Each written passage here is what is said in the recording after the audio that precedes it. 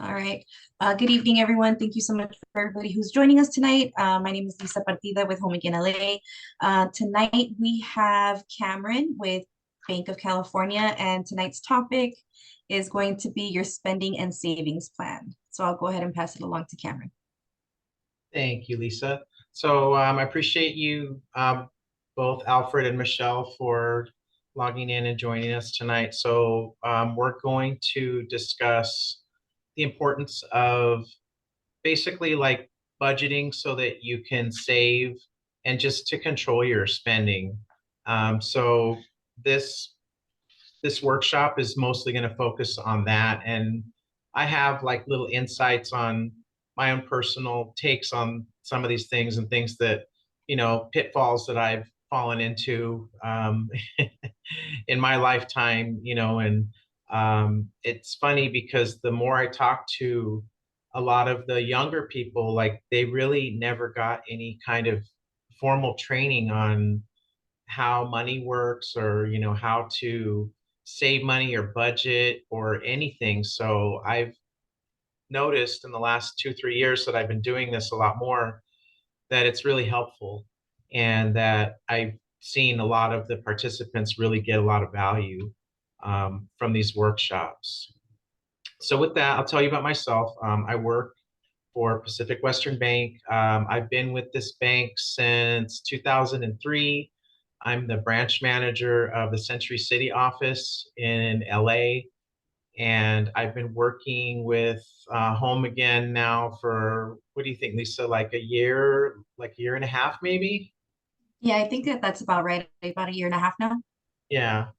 And we have many presenters that work with this bank that present. So I usually do one every 2 3 months, maybe. So we try to do different ones. So I'm not sure if I've done this one before or not. It looks kind of familiar, but it's been a long time. This might have been one of the first ones that I did. So we'll go ahead and get started. If you guys have any questions, you can definitely send a chat or raise your hand or whatever, however you want to do it.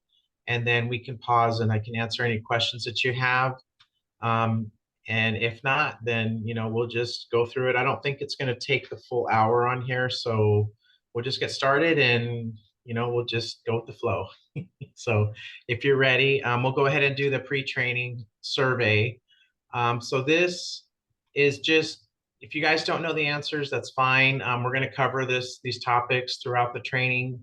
So the first question is, thinking about your spending and savings plan is all it takes to manage your money. So do you think that's true or false? Does anyone want to take a stab at it, or you guys shy, or what do you think? I think it's false.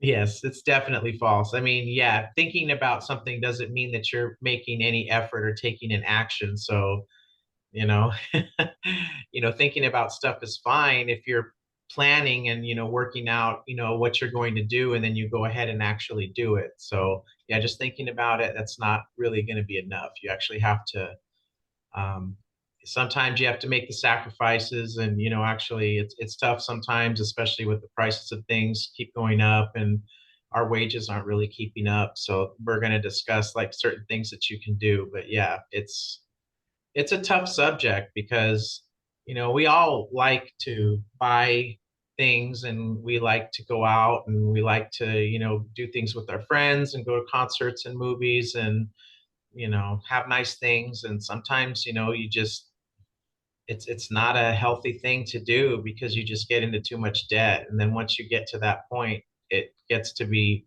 very stressful, and it causes a lot of anxiety because you just feel like, I'm never going to be able to pay off all this debt. So this is a way to kind of help you to stop yourself from getting to that point, so that you can see and you can know exactly like where you stand at any given time, so you can kind of work on it, and you can make yourself feel good about the progress that you've made. So the second question is, a spending and savings plan. It says A, records the value of your assets. B, tells you which bills to pay first and if you can afford to pay all of them. And C, lists your income and expenses. D, should not include gifts that you receive or give to others. E is all of the above, and F is none of the above. It's kind of a tough question, but does anyone want to try it? All of the above. What's that? All of the above. Actually, for this one, the answer is C. It's list your income and expenses, because some of these things, like includes gifts, like that could be considered income. Which bills that you can pay, and or if you can pay them all, that's part of like your budgeting, which you get from listing your income and your expenses. And then the value of your assets, we're not really dealing with assets too much. We're just dealing with how much money you make and how much money you spent. Now, if you sell an asset, I mean, that could definitely be income. But for this answer, the answer is just C.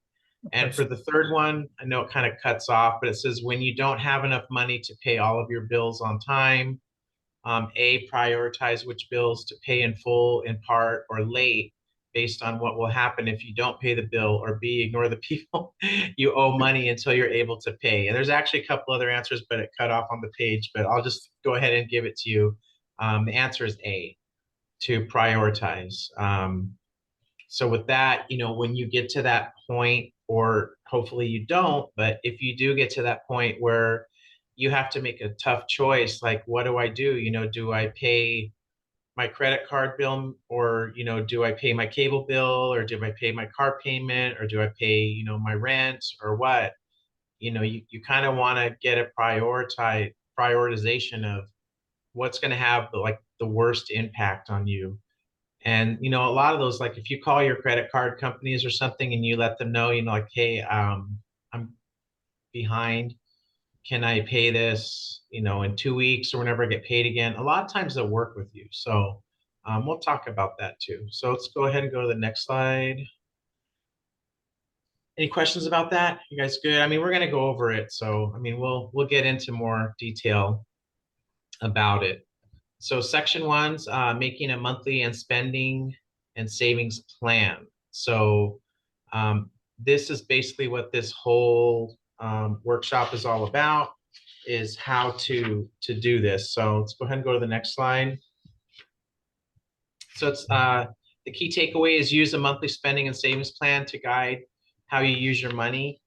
If you did get the participant guide, there's a couple of really good tables and charts in there that aren't in the slides, but if you look at them, and we'll talk about it, but they allow you to put, I can just show you, it looks kind of like this, and they allow you to put all of your income from your jobs, any benefits you get, any interests, child support, alimony, gifts, whatever it may be. So those would all be income. And then it also has a page on all of your expenses. So it's a good thing if you have that participant guide for yourself, so that you can go through it, and it'll give you a really crystal clear pinpoint idea of where you stand. Like, are you making enough money to support your bills that you have, or are there certain things on there that maybe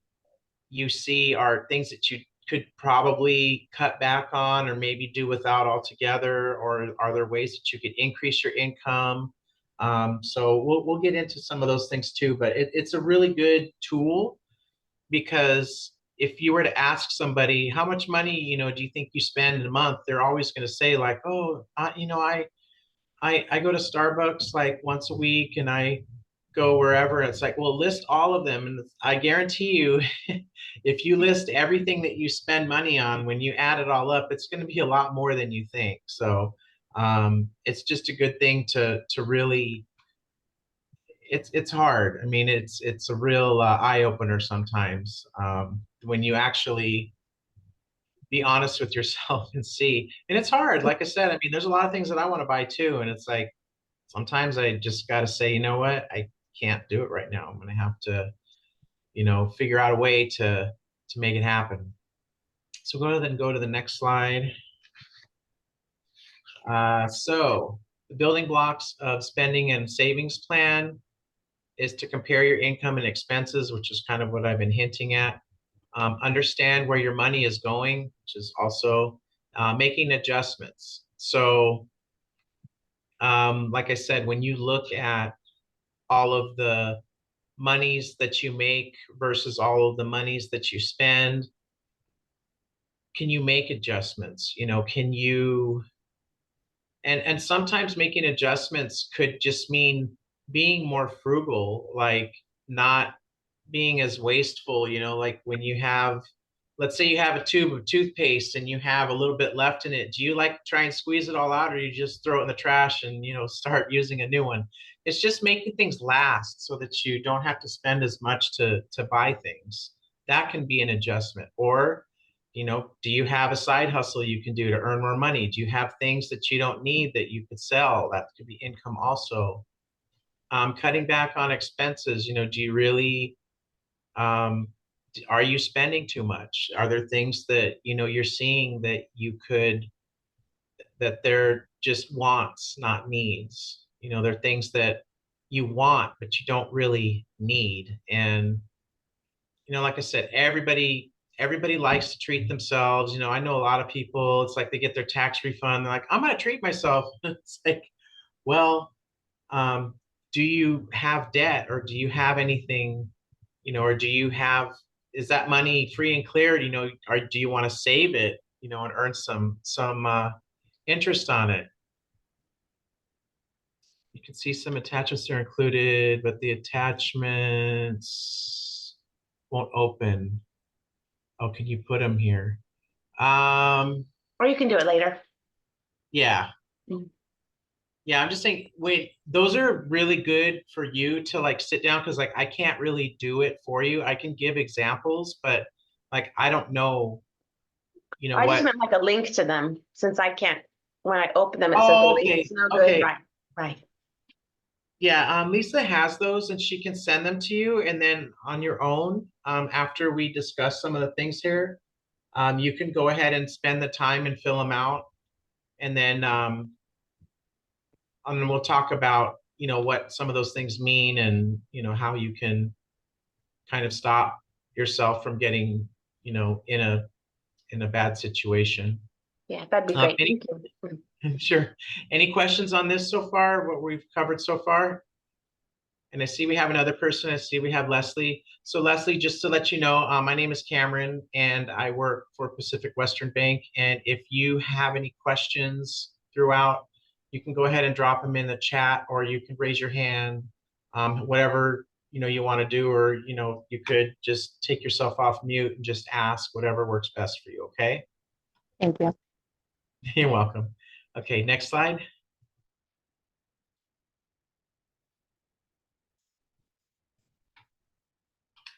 Okay.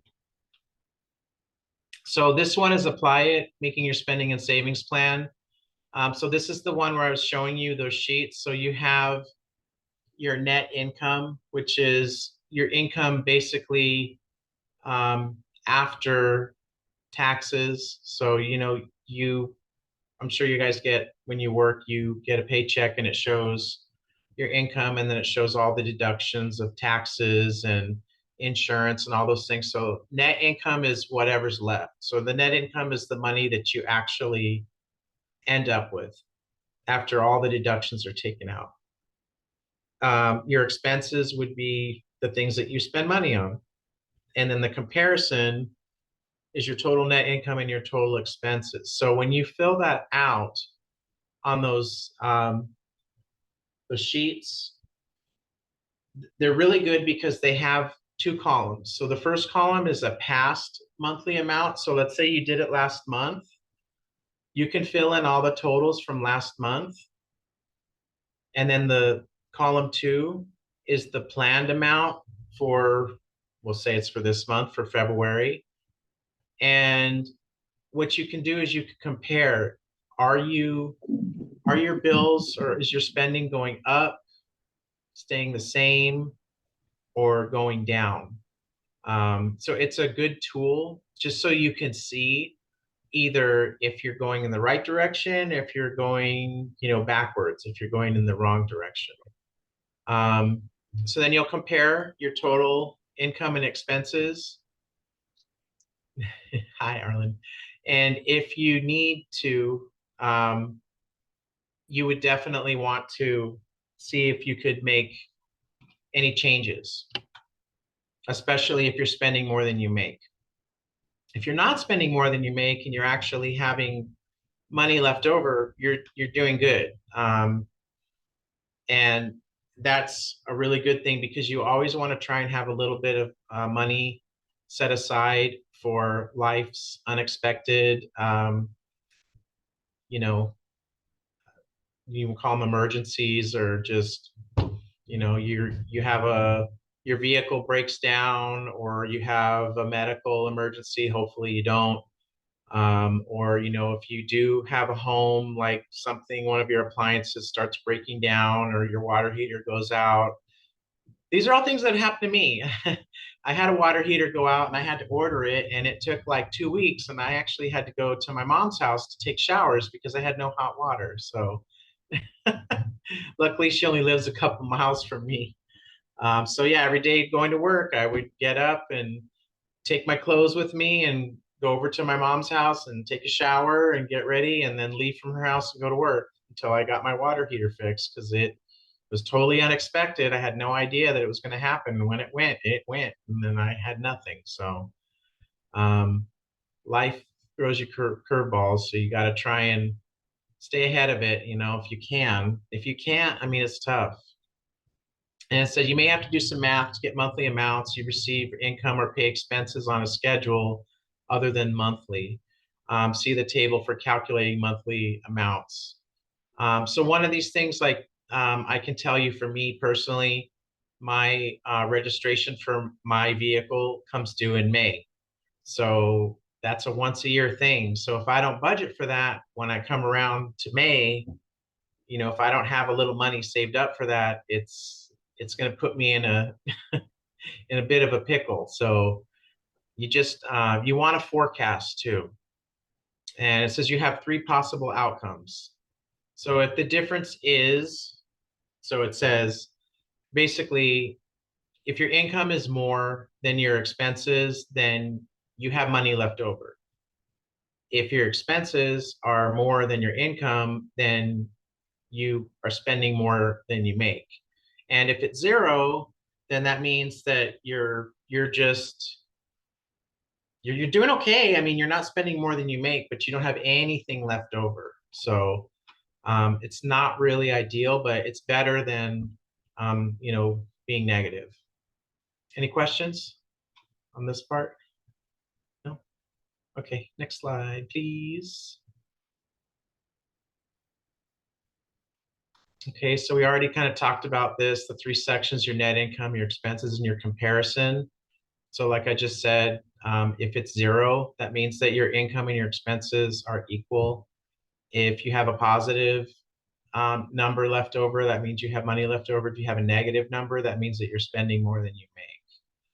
And it says steps to fill it out: complete the past monthly amount, which was on that sheet.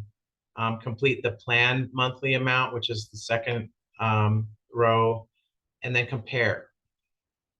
And then based on what you come up with, then you have to, sit down and see if you really need to start trying to either increase your income or reduce your expenses, if that needs to be done. Next slide.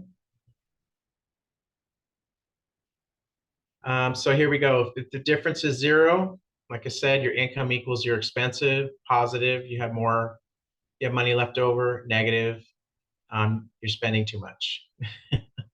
And that's basically, that's all there is to it. That's it. Next slide. So this scenario, they're saying that Shirley and Walter recently moved to a new city. They both have jobs. Walter also does freelance work on weekends to bring in some extra cash. So both Shelley and Walter, their total net income is $3,100 a month. And they're trying to save some money for an emergency fund, but their savings account is actually decreasing each month. So they have money saved. So they obviously had money before, and they've since they moved, they must be spending more than $3,100 a month. And it says that's because they're withdrawing money to cover expenses. They would also like to start a college fund for their granddaughter. And it says they have tried to figure out where to save money, but everything seems non-negotiable. Utility bills have surprised them, especially gas in the winter and the electric in the summer in their new climate. Shelly's car keeps needing unexpected repairs. They can't seem to make money, or sorry, they can't seem to make much headway on paying down their credit card debt. Other costs are stable from month to month, but are essential. For example, the service animal expenses, and then it cuts off. So basically, they're assessing where they're at right now, and they're spending more than they're making. So they're actually, their savings that they have is being eroded. So, and from what this is saying, that their utility bills are higher than they expect, and they're having issues with their vehicle. It keeps needing repairs. So these are all things that happen. So, and that's part of the tough part with trying to budget and stuff, is that there's people that are, there's two types of people. There's savers and there's spenders. And trust me, I know people in both of these groups. So the savers, they get a kick out of trying to save as much money as they can, and they try to use as little as they can. And then there's the spenders. The spenders, they get paid and they're already thinking of what they can go spend their money on, or what new thing they can buy, whatever it may be. So it's like they can't wait to get paid, and when they get paid, it's like they want to spend and go do things and have fun. And I mean, I'm not saying you should never do that, but if you can't afford to do it, it might not be a very good idea, because over a long period of time, you're gonna get yourself in a position, and you're gonna look back and say, you know what, I really wish I would not have done those things, because now I'm in this position that I don't like. I have a lot of debt and I feel overwhelmed, and I should have tried to save some money. So I mean, it's a hard lesson to learn. And I can tell you, when I was young, I used to get paid every week. I worked at a supermarket. I was in high school. I was making hardly anything. And every Friday when we got paid, it was time. We'd go to the movies, or we would go, and this is a long time, we'd go to the record store, or we would go, buy stereo or Walkmans or whatever, any little gadget that we could, because I didn't have any bills. So I was just like, I work, I have money, I'll spend it. And later on, as I started getting more and more, I had car payments and insurance, and I started taking, trying to pay my own way. And I realized there's a lot of things, and it's hard. And I wished that I would have tried to save some of that money instead of spending it all. But luckily, I was able to, figure it out before I got, in too much hot water. So, nowadays, I do save money. I do have, an emergency fund. I do have, a designated credit card for emergencies, and I do contribute to a 401k. That hopefully someday I'll be able to retire, but for today, it's not looking like that's going to be anytime soon. So that's something I still need to work on. So any questions on this so far? Are we good? Yeah. Okay, let's go to the next slide. Okay. Yeah. So this one, there's several ways to actively use your spending and savings plan. Like I said, it's a good thing for you to just keep an eye on. Just keep it around, maybe put it somewhere where you'll see it, as to remind you, so that you can see your progress. And, like I said, if you're doing really well and you're seeing that you're, turning things around, you're moving in the right direction. If maybe, you were spending more than you made, you found out ways to either cut back or earn more income, it could be a really good motivator. You'll be like, yeah, I'm doing a good job. I'm doing this right. Or it could also be a reminder that, you have more work to do. And like I said, it's not a perfect system because things happen and you can't plan for everything. So sometimes there's a lot of, bills may become evident. And like, I know this for me, it's like Murphy's Law. Like every time I feel like I'm doing really well and I'm getting way ahead, something will break down. My vehicle will break down, or one of my appliances, my washing machine, or my refrigerator. My refrigerator last year decided to just conk out on me, and luckily they're on sale. But that was like a $1,400 hit. And like I said, I knew that the refrigerator was old, so I was kind of in the back of my mind saying it's not going to last forever. Eventually, I'm going to have to replace it. So I just tried to make it last as long as I could, which it lasted for like 20 years, which was a really long time. So, those are just ways to try and stretch your budget, not trying to keep up with the Joneses. Your neighbors get a new vehicle and you're like, I want to get a new vehicle too, but my vehicle is good. I maintain it. I take really good care of it. You may not want to try and, compete with your friends, or your neighbors, because you don't know what kind of financial situation they're in. They may be barely making it, and they're real flashy, but it's like they have no money saved. So you never know. Next slide.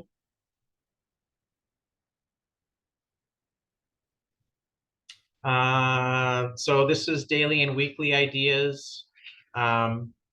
So daily, obviously you want to keep track of these things and, try to retain receipts, or, just kind of get a system in place that, when you do maybe keep like a little file, and you could say, this is all the money that I spend on my house. This is all the money I spend on my car. This is all the money I spend on food. This is all the money that I spend just on clothes and, discretionary spending. So I spend for entertainment. Nothing collect your change. I do this, I throw my change in a little cup, and every couple months when it's getting full, I take it and I roll it all up, and then I bring it here to my work. And sometimes they'll be like 50 or 60 bucks, and it adds up. So that could buy me lunch for a few days, or I could, use it. I could save it, whatever I want to do with it. But that could be considered, an income too, because it's still money. And then the weekly ideas, the envelope system, weekly money check-in, and other ideas. So I guess saying for the envelope system, maybe putting your stuff in an envelope, keeping it a little bit organized, and then weekly money check-in so that you can look and see like where you're at, how you're doing, so you can kind of look ahead. And then other ideas, other things that you can do to, help your situation out. Okay, any questions so far? Nope. Okay, so let's go to the next slide. So this one is monthly ideas, and this is to conduct a monthly review, have a monthly goal setting session. So like I said, when you see how you're doing, you can set goals. You maybe say, you know what, I want to try and cut out going to Starbucks this week, or I want to not, go out to lunch 2 or 3 times. I'll bring my lunch. Celebrate your successes. When you see you're doing things right, it makes you feel good. Prepare for taxes. That's another one too. I know it's tax time right now. So if you are not having enough money withheld and you're gonna owe, you want to prepare for that, because you definitely don't want to mess around with that. And then other ideas. If you find that there's other things that you think of that you could tweak that will, put you in a better situation, by all means, do it. Next slide. So increasing your income. So like I mentioned before, a one-time thing, you sell something. Let's say you have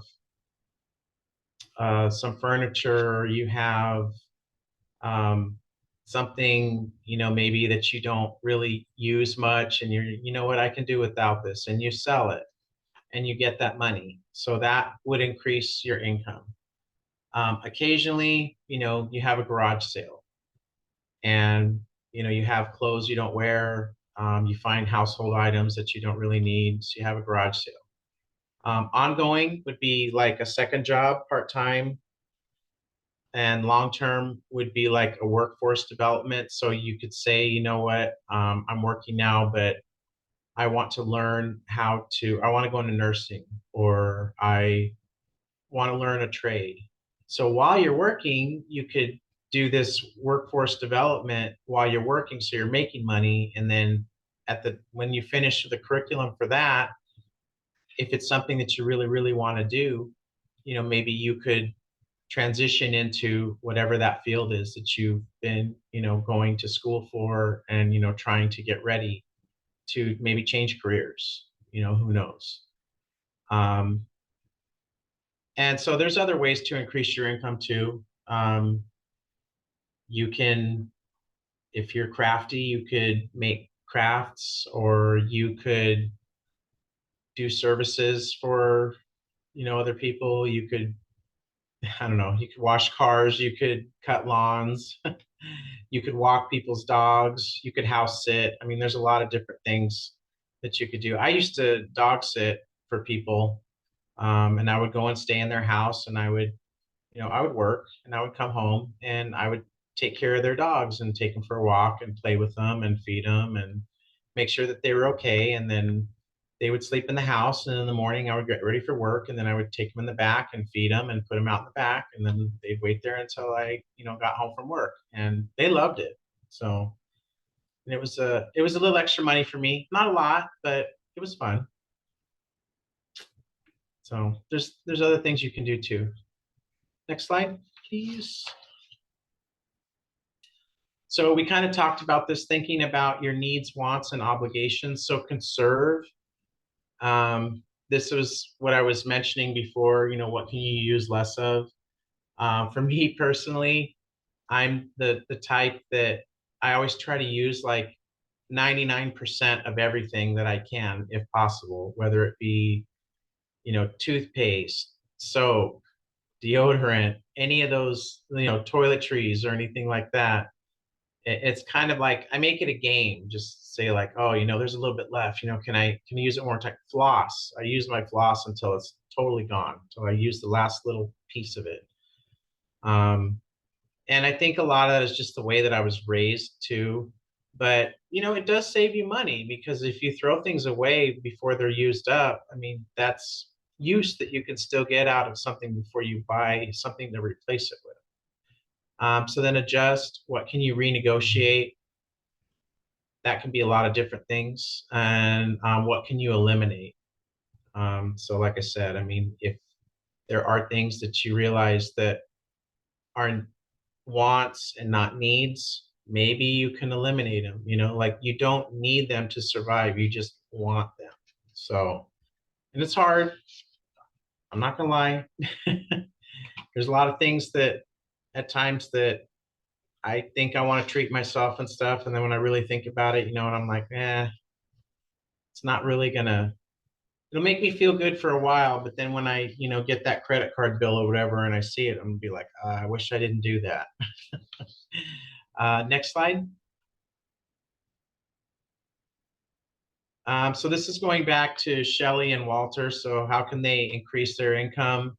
They said he does freelance work, so maybe he could do extra freelance work, or maybe he could figure out another way to increase income. And as far as their expenses, I know they said that they had a lot of issues with the utilities and with the vehicle expense. I know for me personally, with the utilities, I set my thermostat in my house down like a couple degrees this year in the winter when it was colder. And then in the summer, I actually did not use air conditioning as much as I used to. And it saved me a little bit. I mean, not a lot, but it adds up. Everything helps. I try to drive conservatively, so I try not to, burn up a lot of gas when I drive. I try to, maintain my vehicle really well, try not to, accelerate and stop, wear out my brakes and my tires really quick. Like I said, it's about making things last.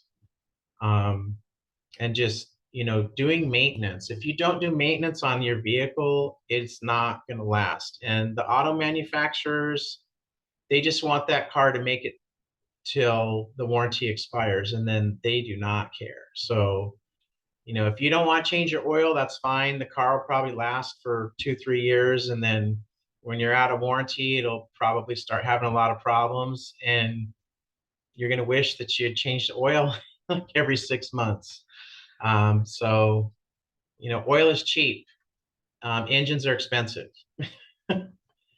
That was a lesson that I learned from my father when I was younger, because he used to not change his oil, and it used to leak oil and burn oil, and he didn't ever keep his cars for very long. And me, I've kept my vehicles for like 10 years. Every single vehicle I've owned, I've paid off and kept for as long as I can, and put between 100 and 200,000 miles on every vehicle. So, I mean, I try to get something I like and keep it a long time. So, yeah, it's hard. Like I said, it's not easy. I mean, you want to show that you're doing well and you want to seem like you're successful, but I mean, there's a difference between showing your success through the clothes or amount of money that you spend, and being successful because you're saving money. And you might have friends that they spend, spend, spend, spend, spend. And then as soon as something happens, they're like, oh my gosh, we have to buy, our car broke down and I can't afford to fix it. So, I'm going to take the bus. Is that, it's an option. You could do that, obviously, but, do you want to? You don't. I know I don't.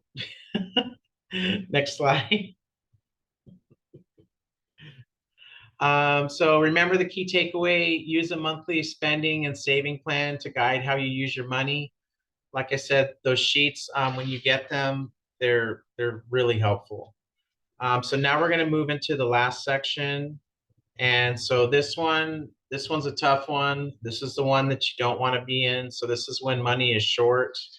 So the next slide. So prioritize which bills to pay first when money is short. I can tell you, me personally, I do not want to get behind on my dwelling or rent or car payments or anything like that. You need a vehicle to keep your job. You need a place to live. I mean, can you do without cable and TV? Yes. Can you, not go out, and stuff like that? Yes. If you have credit card bills, can you work with the credit card debitors? You can. If you owe people money, can they work out something through? And sometimes with rent too. Sometimes if you just tell them, you know what, I had these things happen. I don't want to, get evicted. I want to be responsible. I want to do the right thing. Can you give me 2 more weeks or whatever? Just make sure that you are in communication with these people that you owe, that you have debt to, because if you don't, and you just decide, you know what, I'm just not going to talk to them, I'm just going to ignore it, that's when they're going to turn off your electricity. That's when they're going to turn off your gas. That's when they're going to, repo your car. You don't want to get your car repoed, trust me. That's not good. Okay. So let's go to the next slide. So like I mentioned before, no matter how careful you are and how much you plan, things happen. You never know when it's going to happen. I mean, you could have a brand new vehicle, and I see this all the time, especially with all of the new bells and whistles on these cars. You could have a brand new vehicle and it could just break down. And even though it's under warranty and even though you can get it fixed, if you have to leave it in the shop and they're going to keep it for however long, you still have to make the payment on that vehicle and you don't have a car to drive. So, how are you going to get around and do what you need to do? Do you have a car that you can borrow from someone else, or are you going to have to take the bus, or, what are you going to do? And then other times that you could be involved in an accident or something and you have your insurance, but you have to pay a deductible. They can fix your car, but you still have to pay that deductible. So these things happen. So you have to be, flexible. And like I said, if you, like for me personally, my dad taught me at a very young age, he said, always have one credit card that you just have for emergencies. So when that emergency comes up, if you don't have the money and, you have that credit card that you don't owe a balance on, you can use it and you can pay it off over time. Just don't get carried away. It's a good safety net. It's a really good thing to have to make you feel a little more comfortable when these things come up. So go to the next slide. And we've talked about this too. So what can you do? Increase your income, try to figure out ways, if you have a side hustle or something, decrease your expenses, see, if there's things that you could cut back on. Contact your creditors, which I already mentioned. A lot of times they'll work with you. Reach out for help. I mean, maybe a family member or someone can help you out. They can loan you some money or something, if you really get in trouble. And then if all else fails and you have to prioritize, what to pay first. So like I said, what's the most important thing? I mean, obviously you need to eat, you need a place to stay. You got to take care of your health. Do you absolutely have to have a car? Not necessarily. I mean, if you have things in walking distance, you can walk, you can ride a bike, you can take the bus. Maybe you can get a ride from somebody. There's a lot of things. I used to carpool and I thought it was great, but that those people that I carpooled with, they changed jobs, so I can't do it anymore. So now I have to drive here by myself, and it's a long drive. I like carpooling. I like being able to sleep sometimes coming to work. Next slide.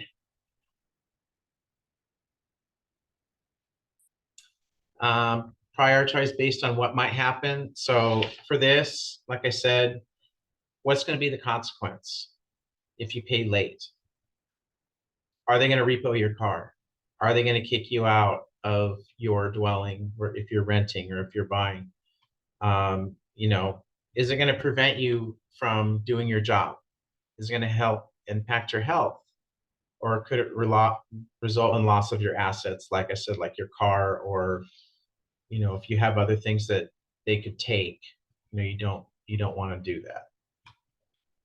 Next slide, please. We're almost there, you guys. So prioritizing your expenses. So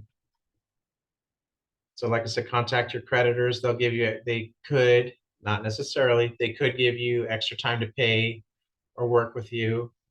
Reach out for help from family and friends, but also community-based organizations and public agencies. I knew people when I was a kid that they fell on hard times and they were going to church, and the church actually, during the service, they let the churchgoers know, and they did like a special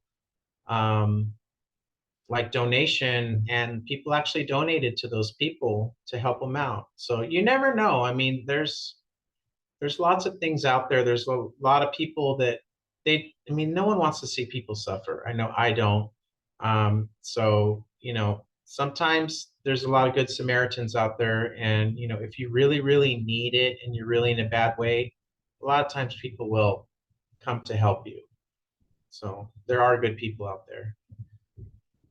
So list all your creditors' bills and expenses, indicate the ones you've talked to, your creditor, ask for help, write down what will happen if you don't pay so that you know, and then complete the priority number column, put a 1 in that column for the bill or expense that has the most serious consequences if you don't pay, and put a 2 for the bill that's the most serious consequences and continue until you've assigned a priority for each one. Next slide. And like I said, the key takeaway is to prioritize. Don't just say, I'm going to pay these because they're less money. Like I could pay 5 bills with this $500, or I could pay my car payment. You know, I mean, you might, those other 5 bills that you're paying, it might be okay to be late on those, and might not be okay for you to be late on your car payment. So that's the important thing. The next slide.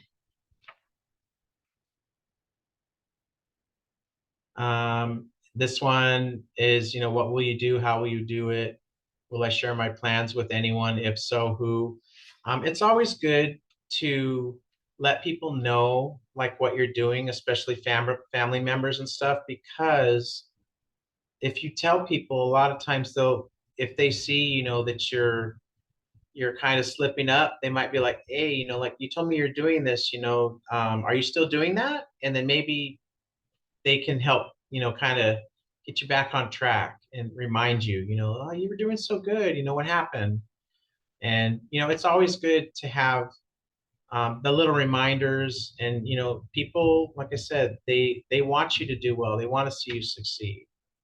So that's really the important thing. And I can tell you, in my lifetime, you know, there's been things that have happened and I haven't been prepared. And I know one time my plumbing started leaking all over the place and I couldn't afford to fix it. I couldn't afford to have my whole place replumbed. And so I told my mom and my grandma what happened. And I said, well, you know, I put like little jars and little things under all the spigots to collect all the drips, and I just dump them and stuff. And my grandma was like, no. She was like, you need to have it fixed. And my grandma paid to have, you know, all of the plumbing fixed because she wanted to help me. I didn't ask her for it. She volunteered to do it. I told her, I'm dealing with it, you know, I'll get it fixed, but I can't do it right now. And my grandma was like, no, you know, we're gonna take care of you. So like I said, you just never know. You never know. I mean, like I said, I didn't feel comfortable asking or begging or whatever, but I just let them know what was going on and they helped me. And, you know, like I do a lot of things for my family. So I think, you know, it's good karma. You know, you do good things will come back to you also. So with that, that is the end. Does anyone have any questions or comments or anything, stories, anything they want to discuss?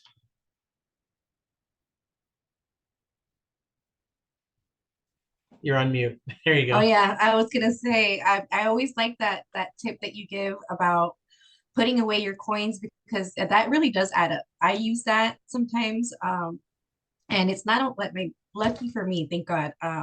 I've had a chance to even deposit up to $100 into my savings with just the coins alone. Yeah. So every penny counts, you guys. So don't throw them away. Don't vacuum them up when you're, you know, cleaning your car. Try to, you know, grab those and just put them away Now I'm gonna as tell you best you something can. else that I do that you guys might laugh at, but I bring like bottled waters to work, and we have bottled waters at work, and I take all of those bottles home and I recycle them. And you know, I do it every few months. And it's not a lot of money, but it seems like in the last year or so, the recycling amount that I've been getting has gone way up, because I used to fill my SUV up totally with plastic bottles and like some aluminum cans, not a lot, mostly just plastic bottles. And I would get about $20. Now I can go and I'll only have like maybe 2/3 of my SUV filled, and I'll get more than $20 for the same amount of recycling stuff. And you know, it's funny because all the younger people I work with, they just throw their stuff in the trash, and I'm always going around behind them like, here, let me take that. I'll take care of it. I'll just, and it's not the money either. I just like to recycle. I just like to try and, you know, keep all that stuff from going to the landfills and out in the ocean and all that stuff. So it's not even about the money for me. But if you do that, it's money that you could put back into your pocket, just like the coins. It's the same Mhm. thing. you don't know that you have it until you gather it all up, and then you take your coins to the bank, or you take your recyclables to the recycling center, and then you get that money and you're like, oh wow, this Right. is a lunch, or this is whatever, and it makes you feel like, you're doing something right. Mhm. Okay. Anything else? Well, I'd like to add, I also recycle and I've gotten like 35 bucks and straight to the gas tank. So like you mentioned, like every little bit helps, even like saving coins to do laundry. Yeah. Yeah, I think it's just being mindful of what we're spending our money on. And I just want to say thank you for all the tips and the information that you did give to us. It's good to also hear, your experiences, because I think in this day and age, like a lot of people share their success, but we don't talk about like the struggle. And it's not that it's good to hear other people's struggle, but it kind of reminds us like we're all in this together, like we're all going through it and we're not alone, we're not the only ones. So just want to say thank you and I appreciate you sharing. No problem. Like I said, I mean, I enjoy doing this. I enjoy, giving people knowledge. I think that knowledge is power, and Mhm. I'm not the type of person that just says like, this is what I do, you should do it too. I mean, if people come to me and they say like, I'm doing this, but I'm not getting the results that I want, and then I'll say, do you want to like hear like some other, ideas or something? And if they say yes, then I'll say, have you thought about this, or have you tried this? And they'll be like, you know what? No. And then they try it, and it's like they come back later and they thank me. Like I had one of my employees, her mother was having all kinds of problems with arthritis and stuff. And I told her about this vitamin that I was getting at Costco and how it helped me. Is called BioAstin, and it says it's really good for inflammation in your skin and all this stuff and your eyesight. And I took it for like a month or a month and a half, and I noticed that I wasn't really having like a lot of arthritis pain, and my back felt pretty good, and like I wasn't feeling like all tight and stuff. And so I told her, because her mom had really, really bad arthritis, and she just told me 2 days ago, she's like, my mom started taking that stuff like a month ago, and she said she wanted me to tell you thank you. She said, because she said she feels really good now. And that was just something that I just happened upon just to try it. Just I said, we'll see. I didn't even believe it. I was like, we'll see if it does anything, if I notice anything. And I was like, yeah, I did notice something. So now every time I see that at Costco when I need it, it's like a 4-month supply, and you can find it on sale sometimes for like 30 bucks or something like that. And you just take one pill a day. It's really easy. And I'm 51, so I'm not getting any younger, and I want to be mobile, and I want to be able to, Mhm. keep active and do things. I don't want to have to start having a lot of health problems. And I'll tell you, like for me, like it's helped me a lot, because I was having a lot of back pain and knee pain and foot pain and you name it. So I could say for me, it works. For her mom, it works. So Okay. Okay. Anyone else before we Yeah. go? I have a 25-year-old who's a regional center client. And so I'm trying to figure out how to help teach her to manage her own money. So this presentation was really good in how it's really sort of step by step and breaks it down. And that's why when I asked for module 3, that's like the precursor, right? Like that even has more details on yes. how to approach things. I'm wondering though, is there an app that's fairly simple that you might be aware of that she might use? You know what? There probably is. I can't think of anything off the top of my head, but I know that if you ever like look to a financial planner, which I've had one come, they'll sit down with you and they'll make you write down everything that you spend money on, and they'll put it into a context for you, and they'll say, this is, and they'll break it down into categories, like this is how much you spend on food, this is how much you spend on gas in your vehicle, this is how much you spend on going out, this is how much you spend on entertainment, like everything. And then when they show it to you, that's what I'm saying, that's when you have the eye-opening thing where you're just like, oh wow, like that's a lot more than I thought. And like I said, they sit down with you and they say, I'm not judging you. This is only, I just want to show you, just want to sit down with you and just be honest with me and let me know, tell me about these things, and then they sit there and they write it down for them. They don't make them write it down. They just ask them, did you go out? Did you have coffee? How much was that? Did you go to the movies? How much did you spend? Did you get popcorn?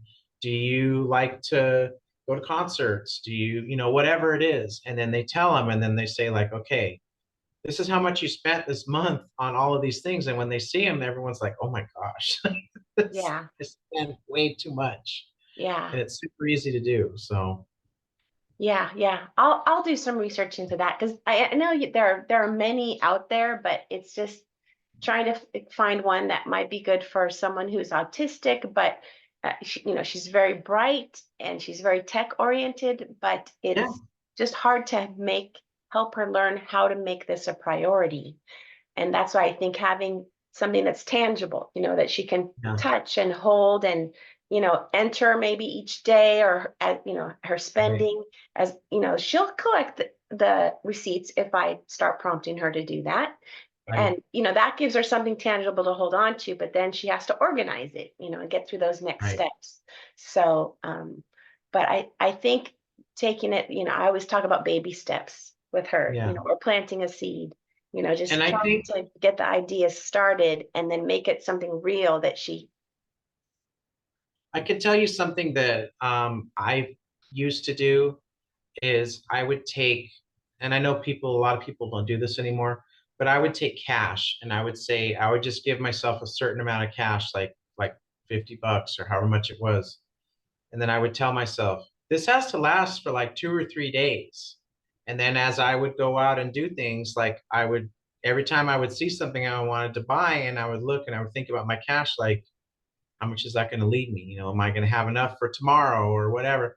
And that's a good way because, if you just use your card, you can't you can't keep track of that. I mean, unless you go online and look at your online, statements like every day and check them off and add them up and everything. It's very easy to just spend way more than you think you are because you could go have lunch and then go get ice cream and then go and get gas and then go and do all these things. And at the end of the day, you might only think like, oh, I only went and got gas and got lunch. And you forget about you're going to get ice cream, or you forget about, that you went to, have a snack somewhere or something. So it's easier to monitor, if you have, like you're talking about, tangible cash is tangible because when you spend it and it's gone, you don't have it anymore. So yeah, I yeah, think yeah. that's a good way to like kind of control your spending too, because every time you look in your wallet, you see like, oh shoot, I only have a $20 bill left, or you know what? Oh, I thought I had more, but I don't. I did that as a young person, also trying to save money for a house and really Mhm. being careful with how much we spent on different things. And But I make it like kind 25-year-olds of nowadays, especially with COVID, they're like, cash? What is cash? You got Apple right. Pay, you got, your cards. You have so many ways to pay that aren't cash. And then too, with COVID, she's what is it? She's immunocompromised. So she's, Um, tries to avoid, still she's careful, and where she goes and wears a mask and still, just because she doesn't want to ever get COVID. Because like you're saying, if you have a chronic illness or chronic pain, you don't want to catch something that could potentially add to that. Right. She's only right, 25. So right. yeah, so she has a lifetime illness that's going to impact her, forever. So she doesn't want to add another to it. So I know two people it's, that never got COVID at all until like 2 months ago, and they got it so bad. And they mm, were careful, but like I said, because they never got it before, I guess when they finally did get it, I mean, it took them like 2 weeks to get over it. mhm. I've had it 3 times, so I haven't had it this year. I haven't had it this year. It's been over a year for me, so uh-huh. I must be doing something right. Mhm. Well, thank you. You're No welcome. problem. Just one last little announcement, guys. I don't know if you guys are aware, but we're having a community resource fair this coming Saturday in Glendale. So I'm loading up the flyer. Let me know if you guys can see it, if it's big enough. Mhm. Um, So we're going to have resources from Comprehensive Community Health Centers, National Alliance on Mental Health, Frank D. Lanterman Regional Center is going to be there, Armenia Relief Society, Victims of Crime, Verdugo Job Center, Dignity Health. So we have about 25 plus agencies that are going to be attending. So I hope you guys can share the information. And if you guys can also attend, please do so. It'll be from 9 to 12 this Saturday in Glendale at Glendale First Baptist Church. Okay. Thank you. Thank you guys. All right. Have a good night. Thank you, Cameron. everybody. You're Bye. welcome. Do you need anything else